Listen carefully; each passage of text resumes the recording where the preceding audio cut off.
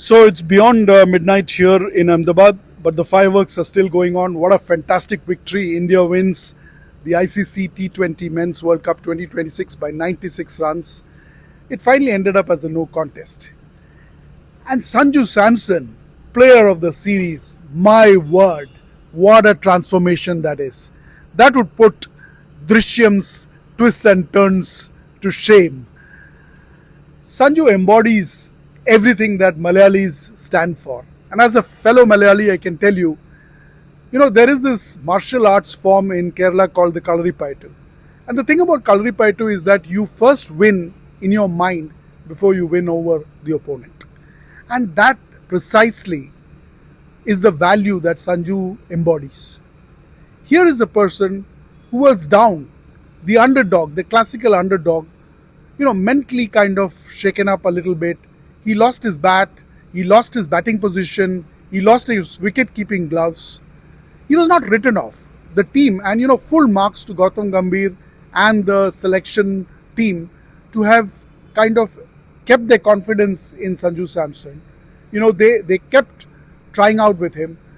And then when the off-spinners seemed to have an edge over the top three left-handed batsmen in the Indian team, he got a chance to come back and to kind of settle that issue. And wow, the way in which he settled it has closed every single doubt that one could have had. I think that 89 today will go down in his annals as one of the best innings that he's played today.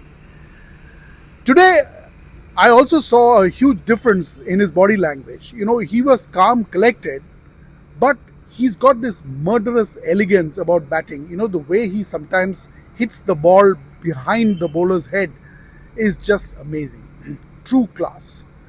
Today, when he scored his 50, he didn't go back and take fresh guard like he did in the semi-finals against England. On the contrary, he hit out a couple of sixes, I think, immediately after he scored his 50. And in the quest to keep the run rate going, in the quest to get India to that 250 score, he was able to kind of force the pace. He kept pushing the run rate and he got out on 89. What a fantastic team player as well. I think, all said and done, Sanju Samson fully deserves that player of the series.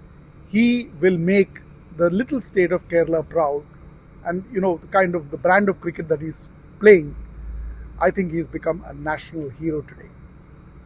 And that brings me to the crowd at Ahmedabad. What an amazing experience it was today. From 12 p.m. this afternoon, it was a sea of blue. I could see, even as I was setting out from the hotel to do a couple of shows, I could see fans already wearing their blue India jerseys and heading towards the stadium. Ahmedabad has got a certain calm, collected style about their cricket. They're not very harried about things. One of the guys whom we met outside the hotel called me and said, look, if you want to get to the stadium, don't wait for a taxi.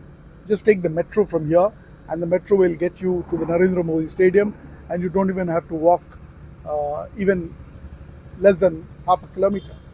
And indeed that was true. They love their cricket, they know their cricket, and that's really what stood out for me. At the stadium, it was not just fans, it was not just a crowd. It was a living, breathing organism playing along with the Indian batsmen. What I found today was that the crowd was actually kind of communicating with the Indian team as they were batting. There was this phase when Captain Surya Kumar Yadav got out on the first ball and things seemed to be going a bit slow. There was a danger that India could wrap up at about 220. The crowd started a slow clap kind of a thing saying, hey, don't fold in so quickly because you need to get to that 240, 250 to kind of seal the deal on this particular match. Similarly, when the sixes and fours were being hit, the crowd was there cheering the team on. A couple of fielding lapses that happened, the crowd was there to kind of back them up. Every which way, this is a set of 100,000 fans who are not just there to come and say, we saw India win at Ahmedabad.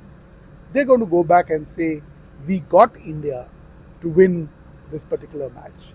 And I think Mitchell Santner did not bargain for the fact that when he won the toss and put India into bat on this particular wicket, obviously we knew that a 200 kind of a score was something that India would be able to do without batting an eyelid. But what he didn't bargain for was that it was not going to be a contest of 11 players against 11 players. It was actually 11 of New Zealand battling 100,000 plus 11 of India. Hats off to the crowd at Ahmedabad. Finally India's redeemed Ahmedabad in a manner of speaking. I would say that the crowd here, the fans here, played their part to get India across the line. What a fantastic memory, what a fantastic achievement this was today. India, as my colleague Shomik said, is finally liberated. The kind of brand of cricket that they're playing is pure liberation.